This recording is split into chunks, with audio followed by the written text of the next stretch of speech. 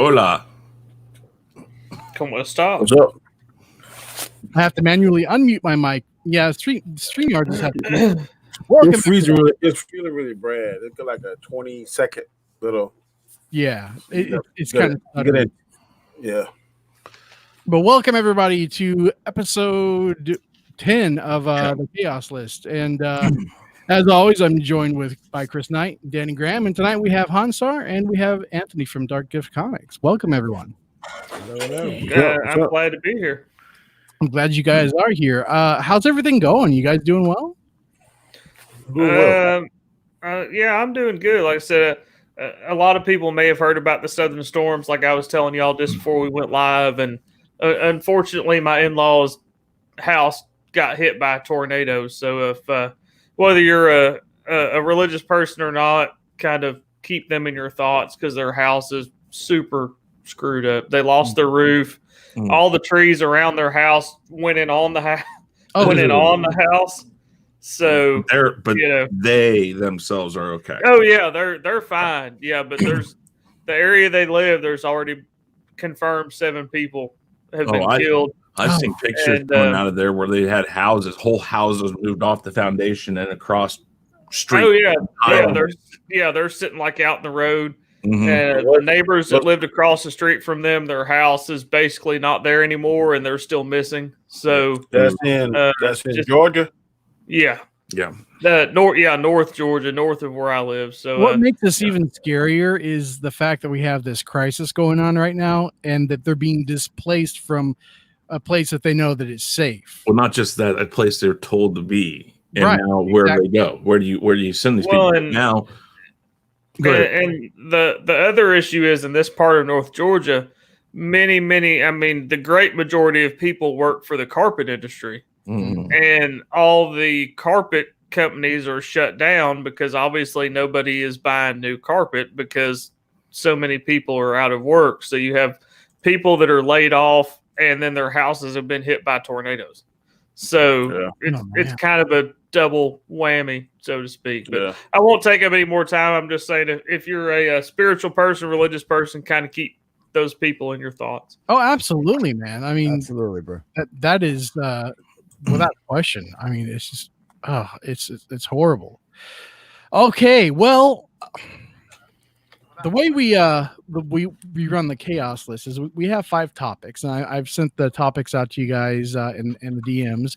So we'll go ahead and kick it off with topic number 1 here. And Bob Iger is fighting for Disney's life, apparently. Disney is losing as much as $30 million or more a day, and the company borrowed $6 billion at the end of March. It signed both of its desperate plight and lenders' confidence that it could rebound. In an emergency like this, Mr. Iger said he had no choice but to abandon his plan to pull back. Mr. Iger, meanwhile, is trying to figure out what the company will look like after the crisis. One central challenge is to establish best practices for the company and the industry on how to bring people back to the parks and rides while avoiding the virus's spread, using measures like taking visitors' temperatures. So, I mean, Bob Iger he had stepped down from CEO. And he still isn't CEO. Because he's coming back to supervise the overall functions. He is doing exactly what I've told people. He is still in charge. He is just exerting. He's exerting that authority right now because before he just tells the CEO, "This is what the board wants you to do right now," and a lot of this comes down to that he has many times stepped away from saying he was going to step down. And this is his way of basically saying, I'm still going to take this over, but I'm not going to say I'm back, which at this point right now, I mean, this was expected, I think, because well, I mean, with them like losing so much money, I mean, Bob Iger has been the CEO for so long, probably, oh, hey, we have got Carrie Morning in the chat. What's going on? What's going on? Hey, Carrie. But yeah, I mean, he's run this day to day for so long that he's probably the best person to, be there to weather the storm. Because I mean, what did it say? Let me go back to the. So they're losing as much as 30 million or more a day, and they borrowed 6 billion at the end of March. That I mean, even Disney, that has to hurt. Yeah. It does, but they're not the only ones losing money. No, they're not. Yeah. Well, let's look at something real quick. Go ahead, hon. I'm gonna let you talk so I don't talk over. Oh no, I was just saying, yeah, and I may be a little cynical, but I don't feel sorry for Disney. I mean, obviously they've been gouging people for years with park admissions. I mean, anybody that's been to Disney or looked up tickets anytime in the recent past, I mean, it's insane. Yeah, and the way that they treat, apparently they treat park employees, and the way that they handle their business as far as, whether you like it or not, like how they handle their acquisitions, and how they like absorb things and just kind of spit out like scraps, so yeah. All of those things, I kind of don't feel sorry for him either. However, I do feel sorry for Walt Disney's legacy. Yeah, and not to interrupt you, but the other funny thing is, right when all this started and they were laying off people, they just acquired more land around Disney World. Oh. So now you're crying that you're wasting and bleeding all this money, and you borrowed all this money. And you just bought a huge parcel of land right around Disney World, which obviously you're going to use to expand the parks, make another park, whatever you're going to do with it. In the scenario we're going through right now, is that really the best ideal to go buy a huge parcel of land and then turn around and cry that you need to be bailed out by somebody? Well, you know what I mean? And you also have to think of all the Disney employees that are laid off. I mean, no. They need bailed out. I mean, the unemployment rate right now is just staggering. How quickly it has gone up, and a lot of that is coming from like Disney employees. They're not bringing anything in, and it sucks all the way around. I'm more likely to feel sorry, and I do feel more sorry for the individual that is affected by this than so much like a big corporation. Well, here's the thing. Exactly. The amount of money that they're losing, let's just realize something. For approximately a month now, they have they've been carrying their employees. Every last employee of Disney that has been off of work has been carried and fully paid by Disney. First off, so say what you want about them. My company, Caesars Entertainment, is the largest gaming company in the world. I'm still working, but 90% of those people got 2 weeks of pay, and now all they're getting is health care. They're getting their health care paid for. If you have dental, if you have vision, anything else, you have to pay for it. Oh, I know. So what I'm saying here is for a month, Disney has been carrying all of that health, vision, dental, and from what I've understood, if they have accidental secondary insurance and stuff like that, they've been carrying all of that plus the pay of all of these employees who have been off of work. So when you talk about 30 million or whatever the number was, around 30 million a day, plus they borrowed 6 billion. Yes, but most of that is probably cost to employees. It could be. And it wasn't until just recently that we're going to have to stop. Though, they're such a big corporation. They almost have a responsibility to pay their entire staff. Fine, but they did it. It wasn't like they did it. Let me get to this question from Lord Draken. He says, "Hi, Sean. Much love to you. Do you think Apple will come for the Disney stock shares?" No. What do you guys think? No. I don't think Apple wants anything to do with that. I did a video on this like 2 weeks ago. Yeah, I mean, that's just my opinion. 500 billion is the number right now that's being thrown around at what Disney is worth. No company in their right mind, strong or not right now, right now, $100 billion down on anything, because we don't know when we're coming back to normality of what people will have money. So Apple's losing money, Disney's losing, all these companies are losing money. The last thing they're going to do is take on a company like Disney. Let's put it into perspective. So Disney paid what, like $4 billion for Lucasfilm? Yeah. Something like that. $4 billion. I think that if Lucasfilm were up for sale right now and say they had not acquired it back in 2012 or whatever it was, they would probably be hesitant to even spend $4 billion to acquire Lucasfilm right now. Oh yeah, because I think they take half of that for it now. I think if Jordan Lucas right now off $2 billion, they'd jump on it. They would what? They'd jump on it. You think they would right now? Like with I do. They're bleeding money, so they want anything, whether it's a small Band-Aid or big Band-Aid. I think I would do it if I was. Yeah, but they wouldn't have bought it, because here's the reason why they wouldn't have bought it. There's nothing. They couldn't do anything with it right now. Well, that's what I'm saying. If we take it, let's say it was up for sale now.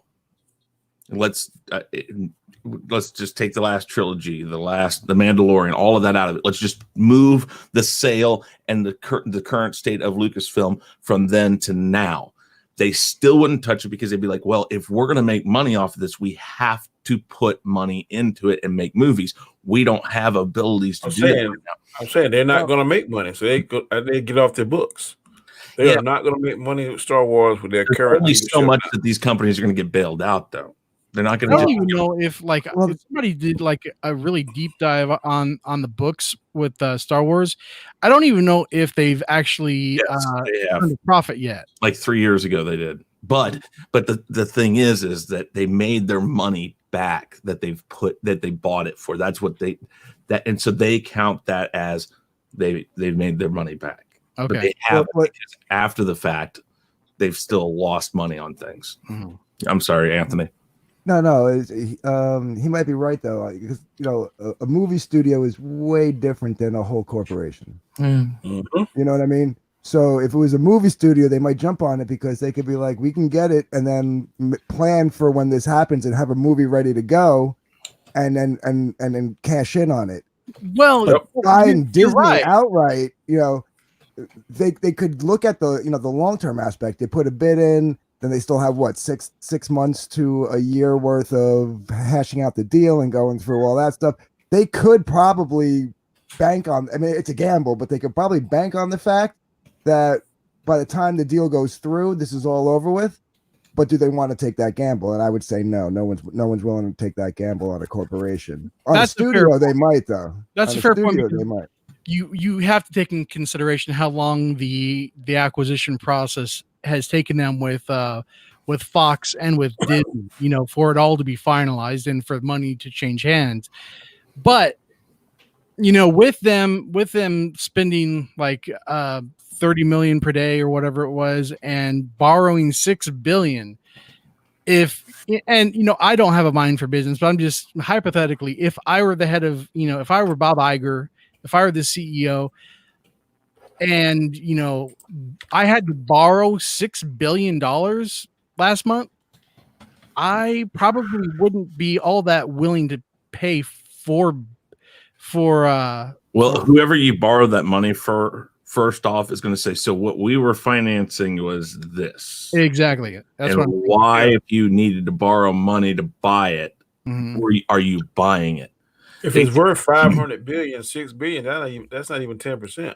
I mean, why? No, I understand that. You have to take in consideration, like we're talking like right now, investors are probably going to be like, I don't know, because we don't know when we're coming out of this. I mean, AMC is talking about filing bankruptcy. I mean, the entire movie industry is being hit hard by this. So people are probably going to be a lot more hesitant than what you're maybe thinking, just because this is something that we've never seen. and we don't know the type of effect it's going to have. Sure. And I think them saying, well, we're trying to get back into business as soon as possible and try to make ways for people to come to the parks where we can minimize the risk. I just don't see it happening because, I mean, like cruise ships, they've said, cruise ships another 100 days.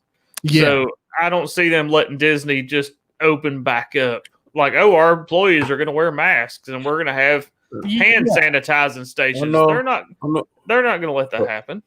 A lot of people, I'm just using my hand's word, saying that he's not sorry. I'm not necessarily sorry, but if Disney goes down, that is going to tremendously change the landscape of America. Oh, absolutely. Because here's the thing. So I don't want them to go. I don't want them to go down. No, for everybody who has boycotted a Disney film, a Marvel film, any of that right now, if they go down, you're going to see a major landscape change on several factors: entertainment, economics, and trust me when I say this, children-friendly entertainment. As much as it sounds weird to say that, they still are the. Oh, you're right. And also, doing that, we are all responsible if that happens because we've all wanted to see them go down. Now we're actually, if they actually were to go down, well, no. All of us. We haven't said that we want, like most of us haven't said that we want Disney to go down. We like people have just been very adamant about wanting like people to go down at Lucasfilm. But I don't remember ever hearing anybody call for actually Disney to go down completely as a company. And also, I would have to say that if Disney went down completely, then no company would be safe. If Disney goes down, like I mean, Warner Brothers owned by AT&T, no one else would be safe if a juggernaut like Disney went down and could not bring themselves back up. That's not necessarily true. I think some people are smarter with their money than Disney was. Disney kind of was like bigger, faster, stronger. Well, I don't think they're done. Could you imagine if Warner Brothers was to get Marvel? That might be a good thing. I think though, if it comes to that point, somebody's going to at least buy the bulk share of Disney. And you know who I think it would be? It would be a Chinese company because that's who has the money to throw around. Even though it hit over there first and they've been shut down to start with. That's who's investing big bucks right now. But I don't think Chinese anybody in China wants anything to do with Disney. Disney and China have a very, very fickle relationship, and even if just the sheer what would be more cool than to take your enemy's prized possession, right? And when it comes to making money, Disney would do it. When it comes to making money, you can forget that Winnie the Pooh you thought made fun of your leader. Because it all comes down to money. So they may not necessarily agree with Disney or what they put out, but if they see, hey, the market for Disney is down, we can get in and buy a bulk share of Disney super cheap right now because they're on their last leg. Yep. Why not do it for the money? That's all they're worried about is the money. You're absolutely right. Because if you look at like the past decade in America, look at how much like property and inventory of American product and land and airspace and stuff that China has actually bought into. Oh yeah, they're probably the biggest investor in things in America right now is Chinese companies and Chinese entities. Well, but okay. And if you could get your hooks into Disney on top of everything else, I just don't see why anybody, if they had the means, I don't see why anyone would say no, even China. Yeah, the thing is that you're talking about a country, individual corporations. Put it this way, while they would think about that, what they've done is emulate and make their own companies around Disney over there because they're very particular about how things are portrayed over there. They can't make that happen here in the United States. So they're not going to be able to get the money and the access that they're really looking for the way they want. Isn't Mulan Is that China or is that Japan? That's China. Okay, so I know that Disney was kind of. It's already pretty much figured out that if it, I think it's already about ready to come out, and I'm not sure what they're doing. If they pushed it back, China's already pretty much said they're more than likely going to not boycott it, but ban it. Yeah, because there's too much. I want to say hi to Dandelion Fluff. But the thing is, I know that Disney was very they were willing to like make changes, I believe, to Mulan to appease China, and even whatever it is that they did, and if that China didn't like it, if China is still willing to ban it, I mean, that speaks volumes. Like, I just think that there's too much animosity there right now, that the amount of work that would have to be done to change Disney into an acceptable company in China, which is why they would buy it. Yeah. Is way too much. Even I understand the monetary value of this, but again, China's not stupid with money. You don't just throw money at it because you want to buy it. You throw money at it because China uses those things to help strengthen the state. They are still about a state. Remember, they're communism. And anybody in that country that owns a company is allowed to own that company because the state has allowed them to do it. So if they buy something like Disney, they're going to have to use it to help strengthen the state. All right. So final thoughts on the topic. Han, what do you think? You think Disney's in trouble? And if so, do you think China would fly in? I'm kind of 50-50 on the China part. I don't necessarily think Disney. I mean, obviously they're showing that they're in trouble, but I don't think Disney's going to fail. I think Disney would be one of those companies, kind of like the airlines, that's too big to fail. They're going to get a certain amount of bailouts, more than likely. It may not be a $6 million bailout, but it'll at least take enough pressure off of them that when all this is over, they can come back and recover. And, I mean, like I said, the China thing's 50-50. I could see it. I can see Chris's argument, and I can see what I was saying about it being all about money. But I don't think we're going to see a world where Disney just goes away. No. And like I said, if that happens, I mean, Disney is such a powerhouse that if they're vulnerable, then everyone else is vulnerable. I mean, I understand, like Danny was saying, other people might be smarter with their money, but I mean, it's just the fact that Disney has been around for so long and they're such a juggernaut, that would be a huge blow to the entertainment industry. And it's still funny to me though that they bought all that land right when this first started. So how was after this was already public news? No, I don't think they bought it after going on. Yeah, it was when all this first started. They bought a huge parcel of land.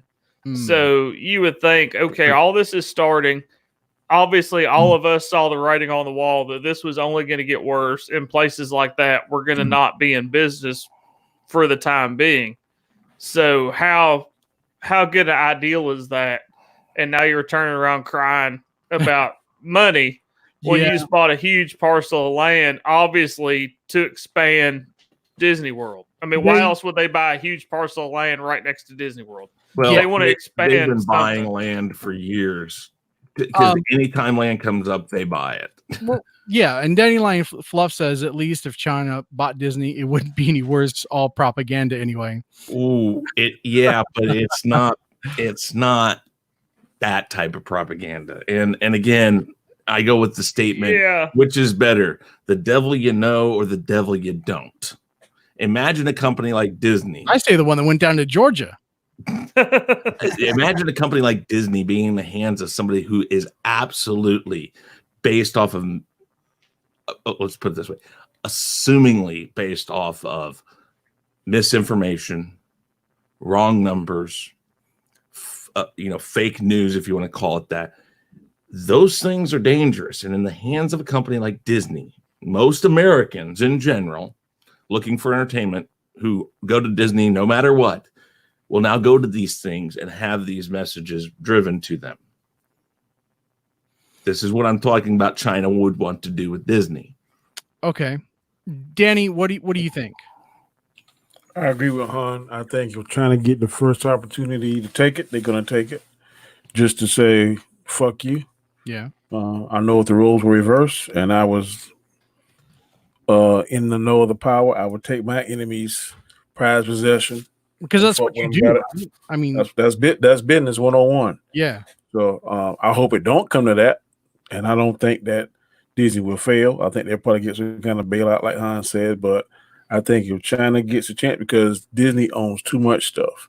ABC, ESPN, all those news things they can have their hands into and manipulate whatever they want to manipulate. Oh, and that would be the perfect thing to do. Understand something else about a company like Disney, though. It's regulated by the Trade Commission here in the United States. So if it got bought, trust me, the commission's going to look into it and they're going to say, well, wait a minute. Yeah, who's really behind that? That is true to a sense, but then again, I mean, you have to go into, you gotta be skeptical of all of these people, because then you have to question, well, how trustworthy are the people on the Trade Commission, and do they have the country's best interest at heart? Because right now, I just don't know. But that is a topic for another stream. Yeah. Can I chime in on that for a quick second? That could almost fill a whole stream, just that. Go ahead, Anthony. I'm sorry. No, because that was going to be my one of my points. But I guess I'll just do my little. Number one, I don't think Disney's going anywhere. I mean, hell, when a Hostess was on its way out, you saw that would rile up to save Twinkies, for Christ's sake. I know people are going to save Disney. You know what I mean? So I don't think Disney's going anywhere. But if it came down to it, I mean, hell, even Wonder Bread got saved. So, I mean, I think Disney's going to be okay. So, but if it came down to it and China did try to step in, I got to kind of go with Chris on this. I don't think the government, and especially what's going on now and everything and I don't think the government would let it happen. And if you think about it, everything that's been saved, Wonder Bread, Twinkies, they all have something very Americana about them, you know. And Disney screams America. It screams Kansas. I hate to tell people this, but Disney's first endeavor for a theme park was actually here in Kansas. Not I've never heard of that before in my life. It's you look it up. The first thing in downtown Kansas City, Missouri, we have one. That sounds like you pulled it straight out. No. Fine. I'll look hold on. In downtown Kansas City, Missouri, there is one of Walt Disney's very first studios. He actually started here in Kansas City, Missouri. Yes, it is a studio. I'm not saying that true. I'm just saying I've never heard that before. Well, yeah, not a whole lot of people know that, but it's 100% factual. But on Disney, I would be kind of 50-50 on it. I don't think it's going to go anywhere. I think that the state that it's in should actually cause them to take pause and reevaluate some of their business practices as of late. And then maybe moving forward, after everything goes back to normal, maybe be a little more conservative about things that you're, just gobbling up,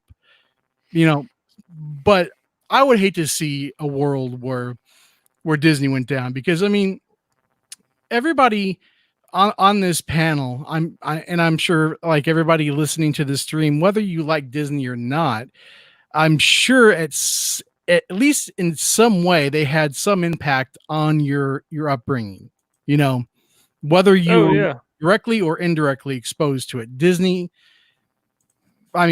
just Disney, and it's a bucket list thing. Yeah. Should be a bucket list for every adult and every child. I've been to both. I've been to Disney World and Disneyland, and it's definitely something that every child should experience. And Danny in the private chat. All right. I want my final say.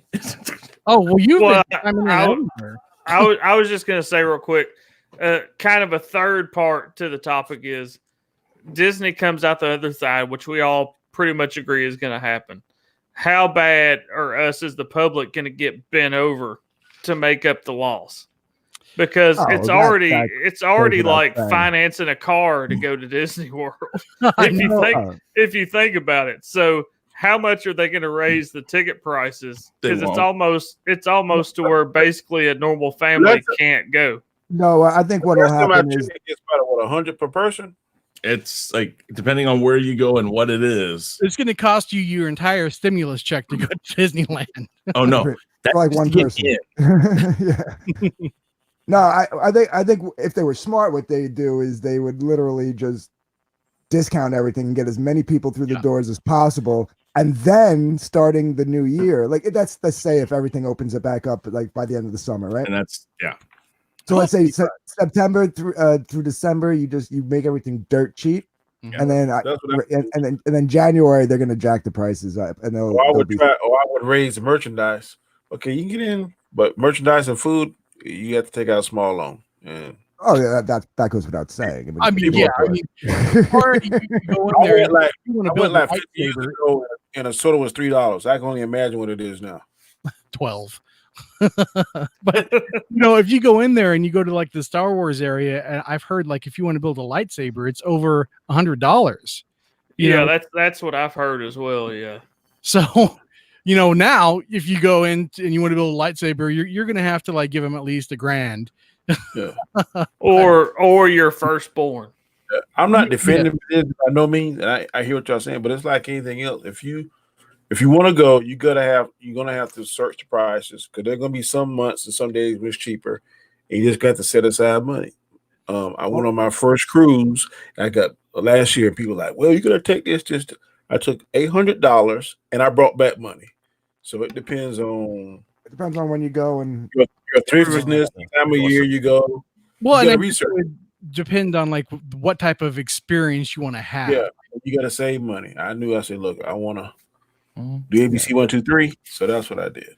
Well, not even just Disney. If all businesses were smart, the minute things open up, movie theaters, anything, they'll just start dropping prices just to get people through the door. I think the movie theaters are going to be the ones that absolutely have to, because I mean they're being hit extremely hard right now. If I had a drive-in theater, I would be emailing every company in the world that does movies and say, look, come to me.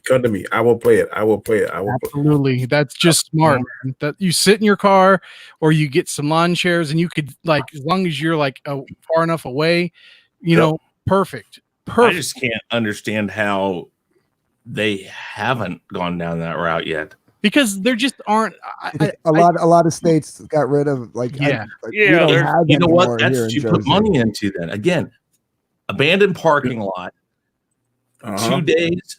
I mean, think of how quick it takes a stage to be built out in the middle of a field, like with Woodstock and stuff. You build it, you put it up, you got a parking lot, you figure all you need is an FM transmitter and food trucks, and you're done. You're up and running, and you're selling tickets to show movies, and it doesn't take any money. Mm-hmm. Fridays and Saturdays. I hear you. And the whole thing is just getting in contact with the studios to get the films. It is this right here. They don't want to use their brains. What do you think about what Dandelion Fluff just said? She said there won't be crowds jamming in anywhere until a reliable vaccine is developed or enough people have tested as recovered from infection to provide herd immunity. That is true. Yeah, I agree with that. I think there's a part of that that's true. That's absolutely Here's true. the thing, though. On the news, what I'm hearing is it's a 1 year to 18 months away from a vaccine being tested, tried, and approved by FDA. Yep. But here's the thing. That's what Fauci's been saying. Everybody said those numbers were before they found out that there were antibodies. Yeah. So the antibodies might. I'm not saying it's going to quicken it by but it might be more like just a year. Antibodies. Look up pictures. Going to help too. Look up pictures of China now.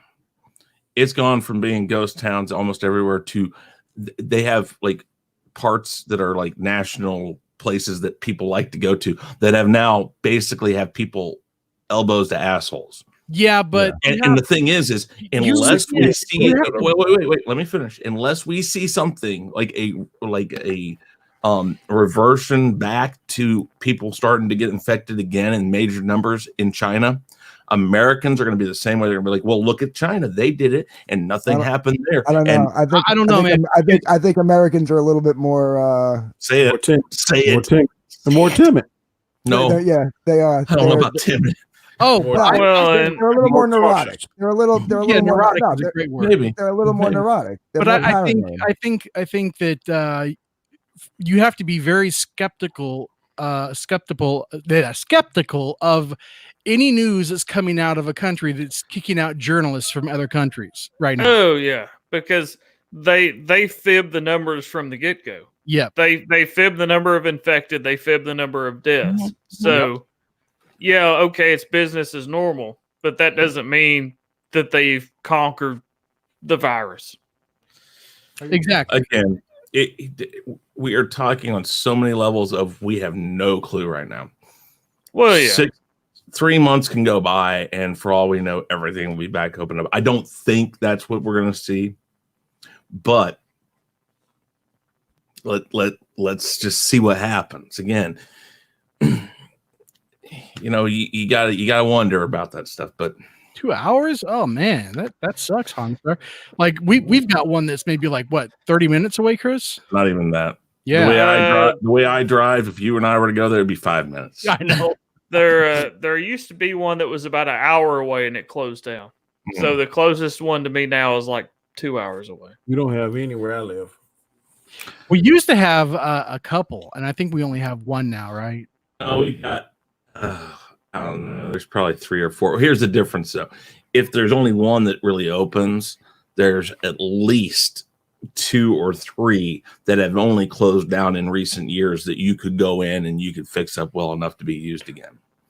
Oh yeah, the one that used to be an hour away from me, it's been closed for, we'll just say 5 years. I don't know necessarily, but I'm sure within a few weeks it could be open back up, if not a couple weeks. I'm just saying that if you think about it, okay, put it this way. I used to go around to show me your cup. Oh, that is a huge cup. 52 ounces. Thank you. It's a big ass cup. That's right. That's the only thing about Chris is huge. Oh, shut up. Okay, but wait, hold on. It's really, really, really easy to build something that would work as a drive-in theater. It's late, but there it was. Yeah. Anyways, I say we go to the next topic. Yeah, I think we're getting way up. We're getting way off topic because now we're talking about the numbers in China and drive-in theaters. I was about ready to pull out my tinfoil hat because I have about 15 of them, and 3 of them are mine. Give them back. I know. All right. So second topic. And this was actually very kind of heartwarming. Demi Moore, Bruce Willis, and their kids enjoy family book club while quarantined. On Monday, the Ghost actress posted a photo on Instagram of her, the Die Hard star, and their 3 daughters reading the same book, Family Book Club, How to Rule the World from Your Couch, Quarantine Edition, she wrote. In the picture, the parents, Rumor 31, Scout 28, and Tallulah 26 are all sitting down looking engrossed in How to Rule the World from Your Couch by Laura Day, which seems to be rather appropriate title for these times considering millions of people remain at home. Now, the reason I say this is very endearing, coming from Hollywood is because, Demi Moore and Bruce Willis have been divorced for years. And the fact that they chose to quarantine together with their children, I think is pretty sweet. Yeah, that says a lot. They are. Those aren't kids. Those are adults. Yeah, but still they're kids. Still their children, though. And the thing is that Demi and Bruce have always had what I would call a rather interesting relationship. Anytime they date somebody else, anytime they're married to somebody else, anything like that, the other one is always right there. Yeah, when she's married to Ashton Kutcher, he was always there. And it's like nobody says anything because they're all like, this is normal. I honestly believe they have the type of relationship that when they're not with somebody, they're like, oh, hey, we've got a history. Why not? I just I could see them do that. And not think anything about it and be able to next day walk away and go something else. Either. Well, that I think Bruce Willis has a very he's a pretty down to earth dude for a guy who's made some of. I feel like he's got like that small town home family value type of situation. I agree. Which I'm sure he instilled in his kids. So they probably all like unanimously like, yeah, let's all get together and just ride this shit out. Excuse me. It's just weird to me because your adult kids don't have anything else going on that they're going to quarantine with you and read books. Well, to me that's kind of weird. Family dynamic. I'm telling you, everything about it is just like, what in the world is going on with these? I mean, because when they were younger, and Demi and Bruce would still be hanging out with each other, but they'd be dating other people, but they'd be hanging off of each other. It's like, what is this thing? It's probably some weird open relationship thing. Well, and that's kind of what I've always thought. But I think the kid thing and everything, it's just the dynamic in the house. It's just everything's like, hey guys, it's open. I mean, yeah. But the thing, why can't it be just? Go ahead, Danny. Why can't it be just two parents that like each other, really like each other, and their kids are close? And that's why? Say, hold on, Chris. That's what I was going to say. And also to Han's point, I think that it's because it's special, kind of special coming out of Hollywood because, Bruce is in his 60s now. So he is, in that age group where like you're technically not supposed to be around anyone that's not in your circle of trust, I guess you would call it, that lives in your house. So they wouldn't be able, if you're following the doctor's advice, you're not, in that instance, you wouldn't be able to be around your parents right now because you could potentially do them harm. And so I think under the circumstances, being together, just in case something does happen to one of them, having this time together, because you don't know, everything is uncertain right now. And I think that just makes it kind of sweet and special, especially coming from Hollywood. All I'll say is I have a 19-year-old and a 21-year-old, and they are not quarantined with me. So that's all I'm going to say about that. I'll tell you why. I have a 31-year-old and a quarantine. One of them is if the other one could get here, she would be welcome. Yeah. I'll tell you why it can't be just a normal mother and father spending time with their kids type thing. It's Demi and it's Bruce. See, I don't see it that way. I'm kidding. I'm kidding. I mean, these guys, I would absolutely expect this from the two of them, honestly. I mean, if it was Demi and Ashton, I would totally agree with you. But because it's Demi and Bruce, yeah, exactly. This is par for the course. They made an agreement when they divorced, I'm sure, that said, listen, we don't hate each other. We're just not, we don't want to be married anymore to each other. Well, yeah, because like you said, Chris, I mean, no matter who Demi's been involved with over the years, Bruce has always been around. Like they've been posting pictures on holidays. Bruce is always there, no matter who she's with. And he's been supportive of it. Yeah. Yeah. Yeah. So. All right, so that is that topic. I didn't know that one was going to be so divisive. Well, I wish my son or the daughter could be here. Oh yeah, right now is the time to spend time with family. So yeah, it is. And the best thing this possibly could bring is the fact that I'm quarantined away from Chris. So I don't actually have to see him in person. Well, especially if their kids aren't married or anything like that, like yeah, exactly. Why wouldn't they get together? Were they either sit in a house by themselves somewhere? You're right. I mean, that would suck, man. They're probably still living at Demi's house. I mean, if they're I'm sure we're not talking about one of our houses. We're talking about probably a 6, 7, 8,000 square. So they quarantine together, but they ain't on top of each other. Yeah, that's a good point. Like Dandelion Fluff said, they probably have a super giant house. So, like the oldest probably lives in the pool house. You know what I mean? Like, you guys are all they're probably watching movies in their theater room that we can't even see now. Oh yeah, exactly. Exactly. I mean, send some of those movies over to us. I mean, come on. we're providing the entertainment right now when Hollywood's down. Give us something. Bruce probably got Kevin Feige on speed dial. Oh, you got the new Shang-Chi? How about send it on over? Yeah. I'm good if the CGI is not done. Just go ahead and send it on. Yeah.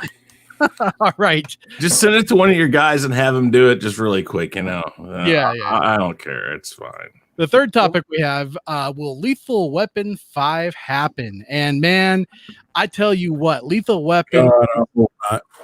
Well, Lethal Weapon is like one of my favorite action series of all time. The dynamic between Mel and Danny is just epic. But let me read this. Warner Brothers has tried for years to rekindle interest in the series by luring Danny Glover and Mel Gibson back to their signature roles for Lethal Weapon 5, though some dedicated fans worry that, yes, the leads both may be too old for this shit. The latest bit of news that we have heard regarding Lethal Weapon 5 is that it is moving forward, so that's good news. The producer, Dan Lin, was speaking with The Hollywood Reporter about his Oscar contender, The Two Popes, when he confirmed that Lethal Weapon 5 was in the pipeline at Warner Brothers. Of everything I've heard to confirm cast, at least all the cast members is that they're coming back. That includes Joe Pesci, and Richard Donner is supposed to either be the executive producer or director or both. And I'm looking here to double check my facts here. Man, Richard Donner, how old is he these days? I mean, he's a legend. Yeah. In January 2020, Lethal Weapon 5 was confirmed to be in active development with Mel Gibson, Danny Glover confirmed to return, Richard Donner returning to direct. So there you go. Lethal Weapon 4 came out 22 years ago. I know. No, they're gonna have. It's gonna have to be something. They're gonna have to, like, private. They should have done this 10 years ago. Yeah, they should have. But now they're too old. I don't want to see that. I could see it happening, but it could be something like they're the old dudes that are like somehow they get stepped in to help the younger people with like a certain case or a bad guy or whatever, and you got all the jokes of the old people and the younger people. Oh, they're gonna do that. I think I could see that happening. Chief of police, maybe. Yeah. They'd have to make. They'd have to make her chief of police. Let me make this point, though, okay, without giving any spoilers away. Everybody was saying the same thing about Rambo Last Blood. You know, he was too old for the role, but they've made it in such a way that it was believable and it worked. Mm-hmm. So, I never heard that say he was too old for the role. Oh, they were saying he was too old for the role in Rambo, let alone Rambo Last Blood. In this Rambo Last Blood, he got his ass whipped pretty good. He never got whipped like he did in this one. Okay, we're not giving away stuff. They made it where it's believable. You know, like the fact that he did get, you know, his ass whipped a couple of times is something that the old Rambo wouldn't have done. I mean, he was caught and tortured, you know, in Rambo First Blood Part 2, but he eventually rained down hell on them afterwards. You know, this was a much more aged John Rambo, and I think if they kind of follow that formula for Lethal Weapon 5, it could be okay. Yeah, and I see something particular happening, and them coming out of retirement, and also having some younger main characters in the movie, and they kind of come out of retirement to help with something particular. Either that or something like they're captains. Like they were given captains based off of sheer need to because of the insurance problems in I think it was 4 or 3 or 4. I can't remember. And they could be a permanent captain or something like that, or maybe let's just they were promoted crazy. Let's give Murtaugh chief of police and then put Riggs right underneath them. I mean, and I know that sounds crazy, but it's been 20 years. You can make some. Yeah, they're riding a desk, and somehow they get pulled out into some craziness. And you know what Riggs is going to say? He's like, Come on, Murtaugh. One last time. We can do that. Yeah, exactly. Yeah, exactly. I don't know. I don't know if Glover could pull it off. I think. I mean, I haven't seen. Part of the issue is that you would absolutely see it was they shouldn't be doing it, and it'd be a final. No, but I mean, like in all seriousness, I'm not talking about like if within the movie. I'm talking about like legitimately. I don't know if Danny Glover could pull it off. Together, they are 137 years old. Yeah, I mean, Mel Gibson. I haven't seen Mel Gibson in a while, but he could probably pull it off. He could probably pull off a couple of like crazy stunts and then like slip and fall or something like that. Dandelion, yes, he was. Yes, he was retiring in the very first movie back in 1987. Yes, for sure. That is a problem that you have to contend with. Yeah, I mean, so Jet Li gave. Oh, that's an interesting one. All he wanted. That's an interesting comment there. They would be told to be active cops. It'd be interesting. They ran. That's what I was thinking is that they basically went into business with Leo Getz. You could put that into play. It would be like Baywatch Nights. Oh God, Sean, stop bringing up crap shows. Yeah, they're private. They're private detectives, and they get in something over their head, and then they end up back involved with like the police force. Oh, Loaded Weapon 1 with Sam Jackson and Emilio Estevez. Yeah, that was a great parody. I loved it. And William Shatner too. But yeah, I agree. I think I mean, I'm going to be forever optimistic about a Lethal Weapon. And a lot of it has to do with the fact that I hated the TV show so much. Which is bad because the guy who's writing this and wrote the original idea and script, he wrote the TV show too, or parts of it. Well, you can't change so much about two characters. Yeah. You can name it that and try to put new characters into it, but when they use the original characters and then you changed them so much. Well, and spoiler alert, since the show is canceled. Oh, yeah. In the very first movie, they Murtaugh referred, to Riggs. Well, you must be registered as lethal weapon or something like that.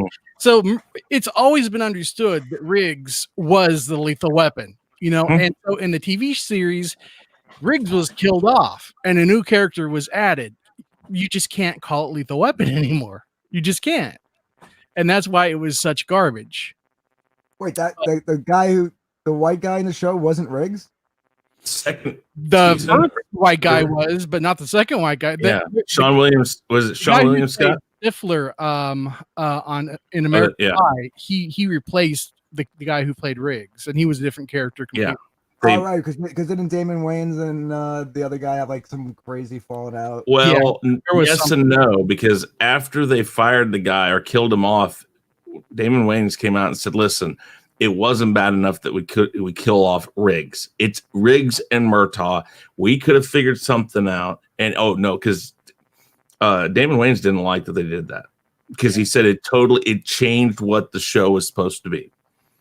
Danny, Killer Keller says, Danny, you're a PI. What do you think with your experience? How do you think that would work? I'm not a PI, I'm a cop. Right. I don't think it would work. I'm thinking what I would do is, I think it was the first one where the South American guy came there. Second one. Yeah. South Africa. Yeah. What I would do is maybe his son is mad and comes back for revenge because they killed his dad, and he comes back into town. And Riggs and Murtaugh are functioning on when they retire, and he comes back and kidnap their loved ones, and they're gonna come back. Well, that's actually what you could do that, and it would tie it to the first and second movie. Because the first movie, you find out that his wife's been killed or dead. And then in the second movie, you find out that the bad news bearer guy that works for the African guy is the guy that killed his wife, and then you could bring that around, and then that's actually not a bad What they idea. could do is, if they want to pass the torch, then Riggs' son is already grown. I'm just saying. No, I don't want us to pass the torch. Kill it. Be done with it. I was that was the question I was going to ask. What if they both had sons? And Riggs did have a son. They Riggs come back in to help their kids. He had a son with Renee Russo. Yeah, Lorna. She was pregnant in 4. Yeah. and then Danny Glover had his son. Butters. Together, they'd probably the age difference would probably be about the Son-in-law. as Riggs. Chris and Rock was his son-in-law. Yeah, Chris Rock could probably be the Murtaugh, and Riggs' son could probably be Riggs again. Yeah. You could possibly do that. I just don't want to see that. I'm okay with them being involved. No, Sean's right. The age difference between Murtaugh's son and Riggs' son would basically be the same. It would be a little closer. Yes, but they haven't established that his son wanted anything to do with law enforcement. They gave that to Chris Rock. They made it where he had, because the one thing he told his daughter Rihanna, the son would be retiring now. The thing he always told his daughter, but he always told his daughter, "You're not going to marry a cop. You're not going to marry a cop." And that was the whole point of bringing Chris Rock into it, is that he was a cop and he married his daughter. And I would still stay with him if you were to spin it off. I'd stay with Chris Rock and give somebody who is Riggs's son make that. But I don't want to see. I just 5 and done. Be done, or don't do it at all. If we're talking about like a franchise like Ghostbusters, I'm good with the original cast passing the torch to a younger generation, exactly, for a final movie. You can't let a franchise die if you spend X amount of dollars in it. Yeah. But with Lethal Weapon, it would if they did spin it off, they would have to do it in a very specific way. Well, they could find. I mean, because people said the same thing about the Creed movies, and look how well. I mean, you're right. That's a different story. That is taking, but that is directly connected to the first 2 Rocky movies. There's a reason for it, though. There's a reason. Yeah, but he feels obligated. I don't think you can. The kids feel obligated to keep the dad's legacy in the police force. Okay, what makes you pick and choose which franchise lives and dies? I mean, I'm not saying. I wouldn't. I just don't see it working for that. Chris, I think it's just the fact that Chris and I have such a history with the Lethal Weapon franchise. I can see where he's coming from, because he would rather see it stop at 4, and I'm kind of the same way, than to have something like a bad 5th movie, like in any form. I don't want to see a 4th Back to the Future. Why? Because no. Well, no, but listen, I brought up Creed because I felt the Rocky franchise. No, those are awesome franchises. God, yes, but it's still Rocky. But listen, when they announced Creed, I was like, no. Oh, I was all for it, because I wasn't, and now I love the movies. Oh, I wasn't for it either. I was for it. But why do I love the movies? Is because they continue the story of Rocky, but exactly. But in the background, they can still carry. They can still. So have are we keeping? Okay. You keep Riggs and Murtaugh in. You keep Riggs and Murtaugh in it, but like supporting actors like Stallone. Yeah, and okay, it might work in Creed and Creed 2. But I also think you're dealing with 2 different types of franchises. Rocky is and always has been, whether or not you consider the 3, 4, 5, and 6, and then 7 being Rocky Balboa. If you can, or was it just 6 of them? No, that was 6. Okay, Rocky Balboa. That was good. That was a very good movie. Always at heart been dramas. Yes. So this is a different story. Franchise. It's buddy cop. Again, it's drama. Right, comedy. But then you're just spinning off into just a million other movies. But Lethal Weapon started off as an action flick. Yeah, franchise. The buddy cop, and then became a buddy cop. They each movie added more and more comedy to it than the last. You're right. And that really started when they added Joe Pesci in 2. Mm-hmm. For the Jets, and Joe Pesci was always solid in the Lethal Weapon film. Yeah. What do you guys think? Chris Rock into it, So I mean, you can spin it into still keep it that lighthearted buddy comic, but still have like a family drama type aspect to it. I'm playing devil's advocate here. I'd have to see the pitch. I'd have to know how they wanted to do it, and then I'd have to. Murtaugh are still like supporting characters at least. That's how they would have to do it. Creed, that's how they'd have to do it. I would be okay as long as it's written okay. But what do you think about David's question? Would it work with the right actor taking the torch? No. Yes, it would. You think? I don't think so. I think you need at least one of the guys, if not both. You need one of them. You need them both. You need them both. It's the same way William Shatner passed it off to Patrick Stewart. Different story. Two different. Are you talking about? It's the same concept. Wait. Put the David, question. are you talking about like actually rebooting it? That's what I mean. If they're rebooting it, no.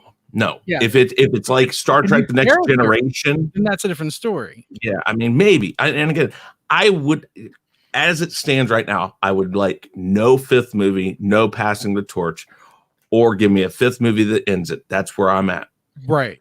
But to your point, Anthony, if they spun it just right, I would want to back off the comedy a little bit.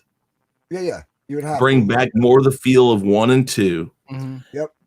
And keep them in as supporting roles, like maybe 30 minutes worth of every movie if they kept doing it, as long as Mel Gibson and Danny Glover were both willing to do that, or at least for the first movie afterwards.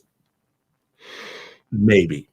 But it have to be pitched just right. Right. No, that's what I'm saying. It can be done. It just has to be done right. Yeah. I mean, I have to say that the fifth movie, regardless if they like with Ghostbusters, they're passing the torch to a new generation, but I still want it to be done at that point. I want that to be the bookend on the entire thing. And they both had to be in it or don't even do it. Right. Yeah. The Ghostbusters thing, that would have to be like a sunset film. You know what I mean? Like maybe. Like I think that all depends too on pitch. Put a close on the original cast storyline. Yes, yes. And then you just watch their offspring go off into the sunset, or whoever, however they're going to spin this. But I think one of them is supposed to be like the granddaughter. I think Egon's granddaughter is. They're in the farmhouse, which Sean and I. The only thing we can think of the farmhouse is that it's actually Ray's farmhouse that they. Yeah, the one they mortgaged for. That's the only thing that makes sense is that he talks about his parents leaving him the house, the first one. Yeah. Mortgaging. So Dandelion Fluff brings up an interesting point. She says, I stole this from elsewhere, but it applies equally. Yeah, I remember watching this as a kid and thinking, I hope we get to see more adventures from Bill and Ted when they're middle-aged. And we are getting Bill and Ted 3. Yeah, I'm kind of pumped for that. I am too. I love those movies. I do. Yeah, it looks good. I like the second one more than I do the first one, to be honest. Really? Yeah, because I mean they're so out there that you can I don't think it's going to be believable now. It wasn't believable to begin with. That's what I mean. They're so out there that you can totally have a couple of guys in their 40s and 50s running around still acting like surfers. Jumping into when I say believable, Keanu Reeves has a development to a more serious style actor now. When I see Keanu Reeves now, I see Neo and I see John Wick. John Wick. I don't see him as a goofy. I still hear. Hey, Doug. I think you can fall back into that though. I mean, yeah. It's funny. That's been my what Danny said. That's been my only skepticism with Bill and Ted is like. He is so like stern and serious now. Great. Have him put that smile on his face again. Yeah. Like, listen, if he's a good actor being serious, he can drop down, dumb it down, and go right back into something. And to him, it'll probably just be a cakewalk and a fun time. I'm pumped to see it. I am too. To see it. I mean, I want to see him pull it off. I do too. I mean, Wild Stallions. It's gonna have to be word of mouth. It is. It is. It's gonna have to be sort of like the first Jumanji film with The Rock. That was complete word of mouth because no one was looking for that. No, I saw it on video on demand one day, and okay, I didn't go waste my. I mean, $12. Personally, for me, it has Karen Gillan in it. She's a redhead, so it gets my money just from her. Yeah, I would agree with you on that. All right. So moving on. What was that? Topic number 3? Yeah, that was 3. Okay, so number 4. Thor: Love and Thunder cast Christian Bale as the main villain. So we've got Batman as the main villain. So this is the second Batman actor, by the way, that has crossed over into the MCU, if you're not including Michelle Pfeiffer, who has also crossed over. In a conversation with E.T., co-star Tessa Thompson had this to say about Thor 4 and Bale's role. Christian Bale is going to play our villain, which is going to be fantastic, Thompson said. I've read the script. I can't tell you much. Lots of exciting text messages exchanged between Natalie and I. We're going to have fun. Taika is writing and directing, some familiar faces, some new people coming into the mix. Now, who was the other Batman actor? Michael Keaton. Yeah, he played the vote. How did I forget that? But I just want to say off the top here is that Thor Ragnarok. It was fun, but I feel like Taika Waititi injected way too much humor into it. For me, the first Thor movie is the best Thor movie. But Danny, go ahead. What are you thinking? I just say I disagree with that. Just like people didn't like the episode of Mandalorian where Taika Waititi directed. I thought it was funny, the interaction between the two stormtroopers. I like his brand of humor. The only movie I think he really sucked in was damn Green Lantern. I don't know why he didn't do something to breathe life into that movie. But I thought Thor Ragnarok was the best out of the three. I loved everything about it. I like all the Thors. They're good one watches. The second one sucked. The second one sucked. I hated the second one. It was. The second one takes a lot. Passed on that one. You know. You know what? It is the worst of the three, but I actually enjoyed it. But I kind of ride the fence between Danny and Sean. Where I think they injected too much humor was with the Hulk. Yes, that was my only complaint. Everything else I loved. I loved what's his face as the main, the leader of the. Jeff Goldblum. I love anything with Jeff Goldblum. Yeah, Jeff Goldblum was hilarious. Jeff Goldblum, him and Loki. Loki was fun. Loki was funny, especially when Thor's getting smacked around and he jumps up. He's like yes. Yep. But all right, Sean. A lot of the humor was good, but like a lot of the stuff with the Hulk was a little. I was like, it killed the Hulk for me on that one. That was it. But the best part of that movie is the opening scene when Zeppelin comes blasting through. I gotta get going. I gotta go get my kid from work. All right, we don't need you anyway. Because I'm awesome. That's all right. We've only got two more topics or one topic. So, all right. So, but I don't know. I have to know what the villain is before I can make a determination on what I think Christian Bale's going to do with this. Everybody saying he's going to be Gore the God Butcher. If he's going to be that, that's going to be awesome. If he is, then that's going to be sweet. But I still, I didn't like. I don't like the idea of Natalie Portman being a believable Thor, replacement. Bye, Chris. See you guys. All right. Have a good one, Chris. And be sure, guys, to sub to Chris at the Real Review 3000. Yes, please do. And I'll see you guys on Sunday then. Yeah, huh? And Han, I will see you and I believe Danny on Thursday or tomorrow. Thursday. Yeah. So. Oh yeah, definitely. Yeah. All right, guys. Take it easy, everybody out there. Thank you for coming and watching. Have a good night, Chris. Wait a minute. Yeah, I actually agree, David. Hella. Kate Blanchett is Hella. She was great. I really enjoyed that. Yep. So overall, are you guys on board with this or I haven't been a fan of the female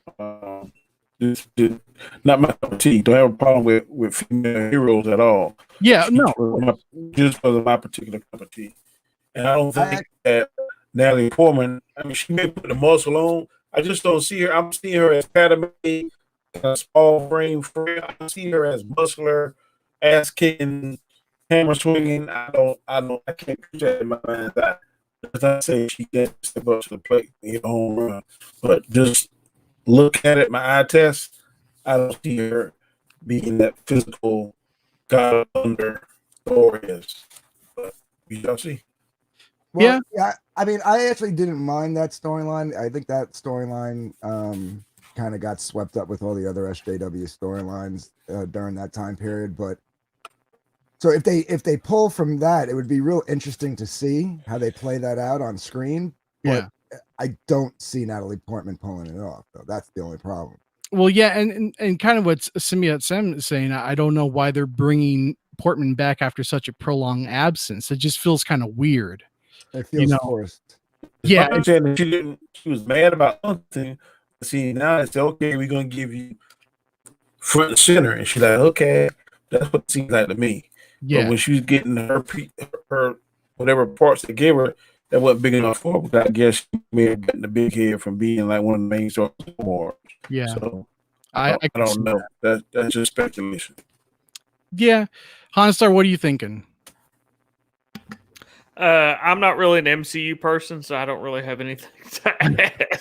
Fair enough. And Anthony, you're kind of like middle on it. Yeah, well, because they at first I was like, oh hell no. Yeah, I mean, but when they said that, that Hemsworth was still going to be the star, like it wasn't like they were replacing him as the star of the movie, then I was like, all right, well then what are you going to give us? And that's why I said, if they pull if you haven't read it by now, I mean, it's 5 years old at this point. Right. If they pull the cancer storyline out and they play with that on screen, that could be really good. But again, it's Natalie Portman. Like, also though, unless they pull a wild card and surprise everybody that when she turns the door, they get like some different actress to play like the hero. You know what I mean? Like a stunt double under like everything. But the thing is, though, I mean, to follow that storyline, it's a very serious storyline, and I don't know if the MCU is willing to actually go down that road right now. I think they'd be able to, but you know what? What coming off of the heels of Ragnarok might feel a bit off. Yeah, it's gonna be kind of weird. Going from serious to comedy back to serious, it would because I mean, yeah, you have to go and look at how not only Ragnarok, but look at how ridiculous Thor was in Endgame. Yeah. I hate Fat Thor. That was a bad choice on Kevin Feige. Or you should have just let it lasted about maybe one scene. Yeah, not the whole freaking movie. Yeah, the whole movie. By the time he got Thanos, and whenever he got those two hammers, it should have transformed him back into I'm ready to kick. It should have transformed back to this. Yeah. But it didn't. So I think that was if I got a point on a misstep by Kevin Feige, I think that was his biggest misstep in anything. I agree. Now, really quick, since we still have so many people watching at like this length of time, I wanna do this really quick. Look at all the people here tonight. Can you hear me out there? Because sometimes you just got to bring Diamond Dave into the mix. Yeah. You just gotta. All right, so we covered Thor, and here's the last topic. And this was kind of interesting and very cool. I'm glad Tom Hanks and his wife are doing better. Tom Hanks hosts SNL at home, performs opening monologue in his kitchen. Tom Hanks hosted SNL from his home for the show's first broadcast since it went on hiatus due to the crisis. Speaking to viewers from his kitchen, Hanks, who recently recovered from the coronavirus, delivered the opening monologue dressed in a suit. He joked that it was the first time he'd worn anything but sweatpants for a month. Hanks went on to joke that ever since his diagnosis, he's been like America's dad. No one wants to be around me very long, and I make people uncomfortable. So, if you guys don't know, SNL did their entire show via the app Zoom, and they broadcasted it through Zoom. So it was kind of like this type of situation. And so they were all doing it from their own homes. Was it funny? I didn't even see it. Which is really weird for a skit comedy show. Yeah. Yeah, it is. I mean, because you're not that being like two scenes together, like technically, you know what I mean? Okay, but was it funny? I don't know. I didn't see it. We got Chris back. Yeah. I didn't see that much of it. I kind of because I'm kind of like I'm not really an SNL fan much these days anymore because it's just really not funny. It depends on the host. Yeah, if it's something that I like, I usually can't. But if it's not someone I'm really like, The Rock's doing it, his skits are usually funny. Oh yeah, I'll watch. Or if Eddie Murphy's doing it, his skits are funny. Yeah. Tom Hanks made a really funny joke. He's like, if you're watching this, it's like any other SNL. There'll be the good ones, there'll be the really crappy ones. He's talking about the skits and stuff. It was kind of funny, and I give them props. It's something that people know, and it's like, okay, it may be crap, it may be on Zoom, but hey, look, we're trying to give you some sense of normality. We're going to try to help the problem the way we can. Yeah, and for that's what I think was very cool about it, because right now we have like everything pretty much shut down entertainment. Like, shows, if they haven't already aired their last show they had in the can, they're about ready to. So we don't have anything on TV. If you're into sports, the NBA is doing the horse game between the stars at their homes. Yeah. So it'll be like me versus Sean, but we'll be filming from our houses or wherever you're gonna play at, and that's pretty entertaining. I mean, it ain't the actual game, but at least they're trying something. And that's been one of the big things in the sports world that I've seen. Yeah, and so I mean, I give SNL a lot of credit for at least trying to do something. Even if it didn't work, at least they were trying to give people something. They're trying to provide some form of entertainment to, kind of take people's minds off of everything that's going on in their lives. And were they dressed up? Excuse you, Chris. Hey. They were as dressed up as they could be. I think they were pretty much wearing their own clothes. Yeah, they, what's her name? Kate McKinnon. She did Ruth Bader Ginsburg, and she just put the little doily over her shirt. It was basically just a Zoom meeting with them doing skits that people knew or talking like they're talking like they're the characters they play on a regular basis. It was, I don't know. I haven't watched all of it. It was nice to see that they actually are trying. No. Yeah. It would have been better if they brought back old, well-known like characters like the church lady. Oh, sure. That would have been funny. That would have been great. Pat. I would have done stuff like that. They might go to that though. They may. If they continue doing these episodes via Zoom, I mean, you might be able to convince like Dana Carvey and Mike Myers, or the two that did Hans and Franz. Oh yeah, that'd be easy to do. That'd be sweet. Yeah, old Hans and Franz. I would love to do Hans and Franz. Or Pat, one of his smells, or what's one that Superstar? Oh yeah. There's so much that they could do. They could bring back, just things for this occasion because of the way everything is. But they just got to dial in. Yeah. I like that they picked Tom Hanks, because not only are they trying to fix the problem, Tom Hanks, was a big name that caught this bug, and he's now presumably over it. And he came out, and here he is on makeshift Saturday Night Live, and it was like, okay, you see, there's some hope. There's something to look at and say, hey, look, this guy had it, and now he's doing this live stream thing of Saturday Night Live. It was a really good thing that they did. And again, I don't care. Yeah, they're crappy at times, but you go back, you watch some of the old stuff, and it wasn't always the greatest either. Yeah. So it's Saturday Night Live. So yes, Dandelion Fluff, all the characters were technically in quarantine. Yeah. But yeah, I think more than anything, this because Tom Hanks is in his 60s now, and I think this was like a bigger message of hope than anything else. They're like, look, here's a guy who is in that age range that has the fatality possibility, and he's recovered, so he did it. You can too if it comes to that. So there's hope, and I think that's what they're trying to do. Did you hear about that guy? The best treatment on the planet. Did you hear about that guy? He has. Go ahead. The guy who was he's 104, and he got through it, but he was at one of the places where they were utilizing the hydroxychloroquine and in combination with that other. Yeah, 104 years old, and he made it through. I know that was incredible. But as far as Tom Hanks having like the best treatment available, I mean, he's going to have. Good Lord. He's going to have like still the limitations of what's out there. I mean, there's nothing out there that can really do anything for it.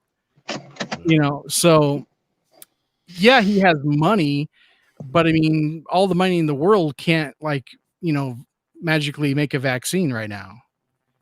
And I don't know. Talk to Magic Johnson. Oh, exactly. That's a good point. I was just thinking that. But that was also many, many years after that became an issue. Holy moly, Han's got a pastor in his house. You don't think he's cured? Oh, now, I mean, it's not even detectable in his system, but I'm just saying, like, when he was able to live with it, you know, and like maintain a normal life, that was like many years of research, you know, on AIDS or HIV and AIDS. But Magic Johnson getting HIV virus saved a lot of people's life. Yes, because he put a lot of attention on that. He put a lot of research, money, and kickstarted people. And now, if you turn the TV on now, there's 3 or 4 different things you're seeing now. Where if you take this, you can do this, or if you take that, you can't detect this. So I contribute that. If you trace it down to the root element, Magic Johnson was behind that, because before then, everybody thought it was a death sentence. I know, yeah. So yeah, what he did for the whole community, because there was before him there was really no hope for that diagnosis, you know, and what he did for that entire community that you know got it from, you know, people were getting it from blood transfusions like crazy in the early. He was being very promiscuous. You need to watch. Yes, he was. He had a thing called the magic room. You go to a different state, and from the interview I saw, he would tell this guy, "Okay, I want all redheads in the magic room." So he go to Portland, have all redheads. Next night he go to Seattle, he have all blondes. Next night he go to Dallas, he have brunettes. Next night he go to Dallas, he have Chinese. So that's how he got his. Interesting. Yep. My magic room would just be redheads all the time. I'm with him. I think that's a beautiful idea. Yeah. I don't know. I would be like more like how I like my appetizers. I'll have the sampler platter, please. I mean, you gotta think, man. These guys in the NBA or any sport, most of them come from farms, projects. They don't get no spend the money or take care of their money. Not back then. Now they do. But back then, man, you get somebody $100 million. I mean, oh yeah. Who not gonna go up wild? Oh yeah, I know. You're gonna have three weaknesses. You're gonna have that kind of money. You're gonna have a woman weakness, a drug weakness, or a drinking weakness. One of them 3 things is gonna get you. Yep. Yeah, you're right. Or if you like same sex, that gonna get you. One of them 3 things gonna get you: sex, money, or damn drugs.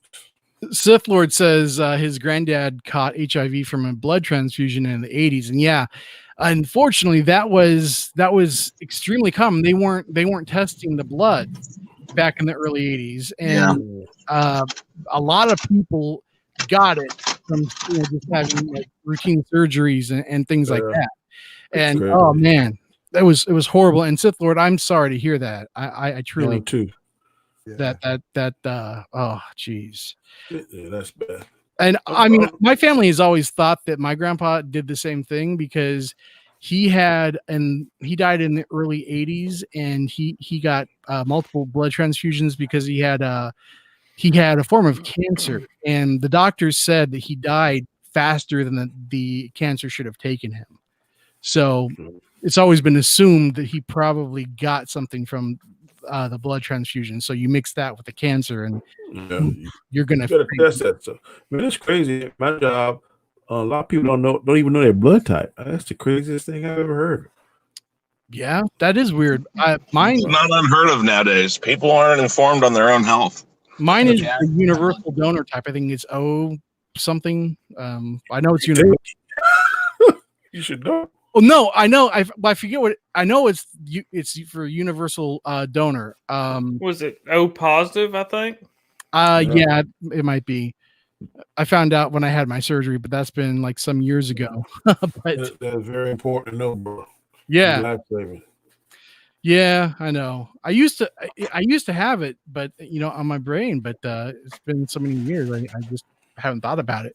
But yeah, so this brings us to the end of the show, and man, let me say, we this was a good show. I'm happy that everybody was here. I'm unhappy that Chris came back. It was kind of Yeah, you know what about that? I've carried this for 2 weeks for you because of things that I understand are beyond your control. But that just shows how awesome I am, and that's why I'm still here, because I'm awesome. Just admit it, guys. I'm awesome. You know it. I mean, one last thing I wanted to plug before we say goodnight is this. Are you looking to find the latest in geek culture, gaming news, or awesome opinion pieces while supporting fellow Fandom Menace members? There's a new site for that. Go to chaoscentral.com and all your needs will be met. Find a wide range of products on our Teespring account. All proceeds of Chaos Central merch go to the KC team members and continuing updates to our website. To donate to the Chaos Central cause or to our channels, all links can be found in the description box below. Because why wouldn't you want our faces or names on your body somewhere? I know. Yeah. And you know what? I got to say that whoever did the voiceover on that's a pretty awesome dude, too. And I have my ones. Hold on. My son wants to have a snarky remark. Hold on. Okay. If that was him, it's like the worst thing I've ever heard. So I agree. I mean, he is the worst person I've ever met. So That's not true. I've met people that you know that are worse than I am. I can't say that. Yeah, see, listen what he said. I can't say anything. He feeds me. Genuine Fluff says, why all the hating on Chris? Exactly. Notice there's only really one person who's doing it. His son. I think Chris enjoys it, honestly. Yeah, I think he enjoys a lot of weird things. He was 15 minutes late. All right. Genuine Fluff says, wow, it's just dripping with shameless self-promotion around here tonight. Isn't it? It's great. It's capitalism. But thank you guys for being here. Thank you to everybody who tuned in. I really appreciate it. It was a lot of fun tonight. And does anyone have anything final to add? Besides me? Have any of y'all watching the Clone Wars? Or did any of y'all see the new Clone Wars trailer that came out? I have not. No. You check it out. It was very epic. I think I'm going on Robert Storm's channel next to discuss that. So get a chance, and while you're doing your social distancing, check out Clone Wars season 7. It's going to start at episode 9 probably, but the last 4 episodes are going to be awesome. Very cool. All right. Well, thank you guys so much. And be sure to subscribe to everyone's channel. The links are down below. Everybody that's on the panel tonight, they've been great. So please go support them. And thank you for the continued support that you've given me on this channel. And Chris, and then Danny, he's coming up. He needs your help. Go watch his video so he can be monetized. We need to get Danny monetized. So until next time, guys, thank you so much for watching, and we will be back on Chaos Central on Sunday at 3 p.m. Is that right? That's right. All right. Well, take care, everyone. Later.